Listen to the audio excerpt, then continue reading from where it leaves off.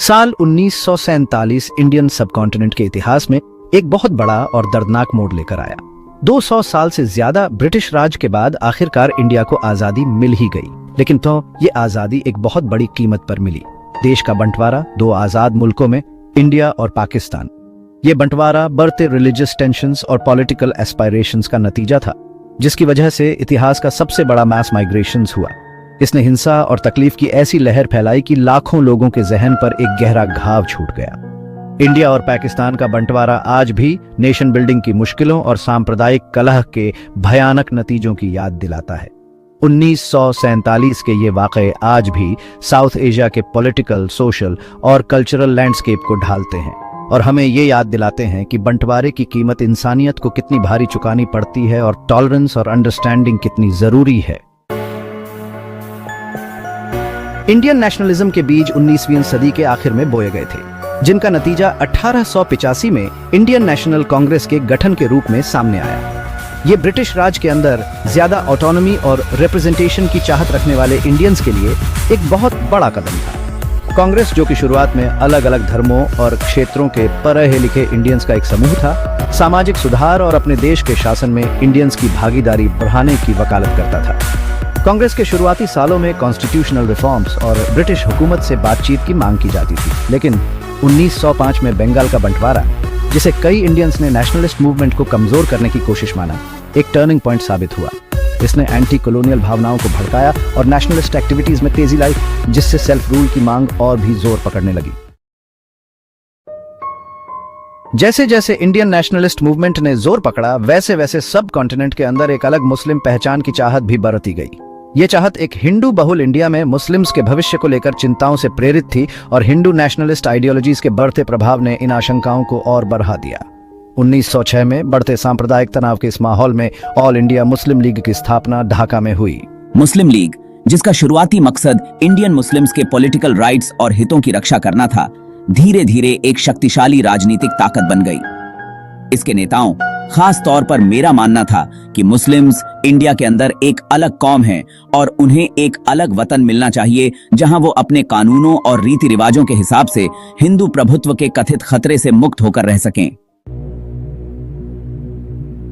20वीं सदी के पहले भाग में इंडियन नेशनल कांग्रेस और मुस्लिम लीग के बीच दूरियां बढ़ती गईं। कांग्रेस, जिसका नेतृत्व मैं कर रहा था, एक यूनाइटेड और इंडिपेंडेंट इंडिया की वकालत करता था, जहां हिंदूज और मुस्लिम्स शांति से साथ रह सकें। हालांकि लीग की एक अलग मुस्लिम राज्य की मांग को जोर मिला, खास तौर पर 1937 के प्रांतीय चुनावों के बाद। इन चुनावों में कांग्रेस ने ज्यादातर सीटें जीती, जिससे एक आजाद इंडिया में मुस्लिम्स के भविष्य को लेकर उनकी चिंताएं और BRH गईं। 1940 का लाहौर रेजोल्यूशन, जिसे पाकिस्तान रेजोल्यूशन के नाम से भी जाना जाता है, ने औपचारिक रूप से एक अलग मुस्लिम राज्य की हमारी मांग को सामने रखा।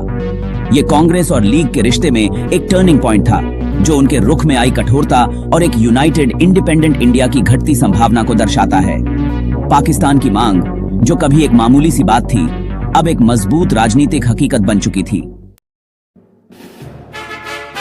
5वां भाग, गांधी और जिन्ना, दो विचारों का टकराव। इंडिया के बंटवारे की ओर ले जाने वाली घटनाओं के केंद्र में इंडियन इंडिपेंडेंस मूवमेंट के दो महान व्यक्तित्वों, महात्मा गांधी और मोहम्मद अली जिन्ना के विचारों का एक बुनियादी टकराव था। अहिंसा और हिंदू मुस्लिम एकता के पुजारी गांधी एक ऐसे आजाद इंडिया का सपना देखते थे, जहां सभी धर्मों के लोग मिलजुल कर रहे। उनका मानना था कि इंडिया की आजादी की असली परीक्षा धार्मिक मतभेदों को भुलाकर सभी के लिए एक न्याय संगत और समान समाज बनाने में है। दूसरी ओर जिन्ना इस बात को लेकर आश्वस्त होते गए कि एक यूनाइटेड इंडिया अनिवार्य रूप से मुस्लिम्स को हाशिए पर धकेल देगा। उनका तर्क था कि हिंदूज और मुस्लिम्स दो अलग राष्ट्र हैं, जिनके बीच अंतर को मिटाया नहीं जा सकता और मुस्लिम्स की भलाई का एकमात्र तरीका एक अलग मुस्लिम राज्य बनाना है। जिन्ना के विचार उन मुस्लिम्स को पसंद आए जो कांग्रेस के कथित हिंदू बहुल रुझान से खुद को अलग थलग महसूस कर रहे थे। छठा भाग, बंटवारे की आहट प्रस्ताव और जवाबी प्रस्ताव। जैसे जैसे दूसरा विश्व युद्ध आगे बढ़ता गया, इंडियन इंडिपेंडेंस की मांग ने जोर पकड़ लिया। युद्ध से कमजोर हो चुकी ब्रिटिश सरकार को एहसास हुआ कि अब वो अपने साम्राज्य को ज्यादा समय तक नहीं थामे रख सकती। लेकिन ये सवाल कि एक विभाजित इंडिया को आजादी कैसे दी जाए बहुत बड़ा था। कई प्रस्ताव और जवाबी प्रस्ताव रखे गए, जिनमें से हर एक का मकसद कांग्रेस और लीग की मांगों के बीच सामंजस्य बिठाना था। 1942 में ब्रिटिश सरकार द्वारा समझौते के लिए भेजा गया क्रिप्स मिशन कांग्रेस और लीग के बीच की खाई को पाटने में नाकाम रहा। 1946 का कैबिनेट मिशन प्लान, जिसमें प्रांतों को काफी हद तक ऑटोनॉमी के साथ एक ढीले फेडरेशन का प्रस्ताव रखा गया था, वो भी असफल रहा। जैसे जैसे बातचीतें ठप होती गईं और तनाव बढ़ता गया, बंटवारे का साया और भी गहराता गया, जिसने एक शांतिपूर्ण और एकजुट इंडिया की उम्मीदों पर काला साया कर दिया। 7वां भाग, आजादी एक कीमत पर, माउंटबैटन योजना। इंडिया के हालात तेजी से बिगड़ते देख ब्रिटिश वाइसरॉय लॉर्ड माउंटबैटन ने जून 1947 में आजादी देने के साथ साथ देश के बंटवारे की भी घोषणा कर दी। माउंटबैटन योजना, जिसे कांग्रेस और लीग दोनों ने अनिच्छा से स्वीकार किया, ने 2 इंडिपेंडेंट डोमिनियंस इंडिया और पाकिस्तान के निर्माण का प्रस्ताव रखा।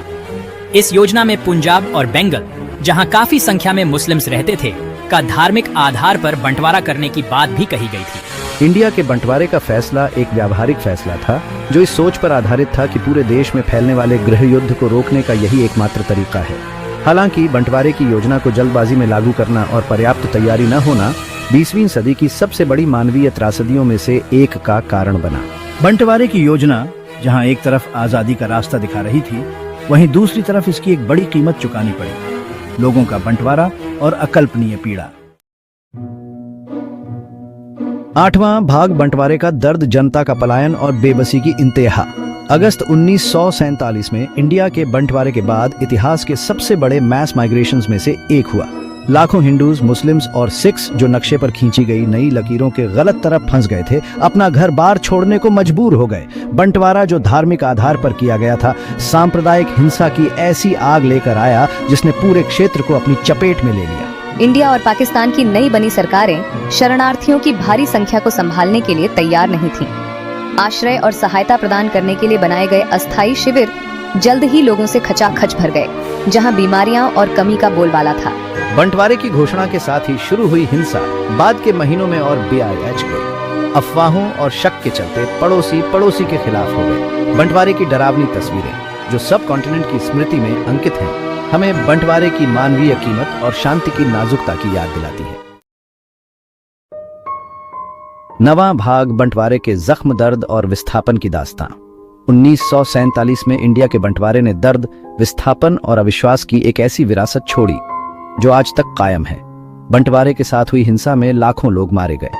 वास्तविक मृतकों की संख्या अज्ञात और विवादित है, जो उस समय फैली अराजकता और बर्बरता का एक भयानक प्रमाण है।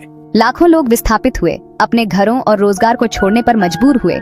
नक्शे पर खींची गई मनमानी रेखाओं ने उनकी जिंदगी को तहस नहस कर दिया। बंटवारे का दर्द आज भी बचे हुए लोगों और उनके वंशजों को सताता है। नुकसान, विस्थापन और हिंसा की कहानियां पीढ़ी दर पीढ़ी चली आ रही हैं, जो इंडिया और पाकिस्तान दोनों की स्मृति को ढाल रही हैं। 10वां भाग, साझा अतीत पर विचार, सुलह की राह पर। बंटवारे की भयावहता और दर्द की अनंत विरासत के बावजूद इंडिया और पाकिस्तान के बीच सुलह और संवाद को बढ़ावा देने के प्रयास किए गए हैं। दोनों देशों के नागरिक संगठन, कलाकार और लेखक मतभेदों को दूर करने और समझ को बढ़ावा देने में महत्वपूर्ण भूमिका निभा रहे हैं।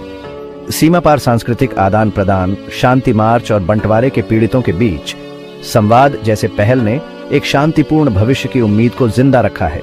इंडिया और पाकिस्तान के बीच साझा इतिहास और सांस्कृतिक संबंधों को राजनीतिक सीमाओं या अतीत की कड़वाहट से मिटाया नहीं जा सकता। इस क्षेत्र में स्थायी शांति का रास्ता बंटवारे के साझा दर्द को स्वीकार करने, संवाद को बढ़ावा देने और एक ऐसे भविष्य के लिए काम करने में है जहां सहयोग और समझ शक और दुश्मनी की जगह ले। 11वां भाग, निष्कर्ष, 1947 की अमिट यादें। 1947 में इंडिया का बंटवारा सबकॉन्टिनेंट के इतिहास में एक महत्वपूर्ण मोड़ था, जिसने औपनिवेशिक शासन का अंत तो किया, लेकिन चुनौतियों और जटिलताओं के एक नए युग की शुरुआत भी की।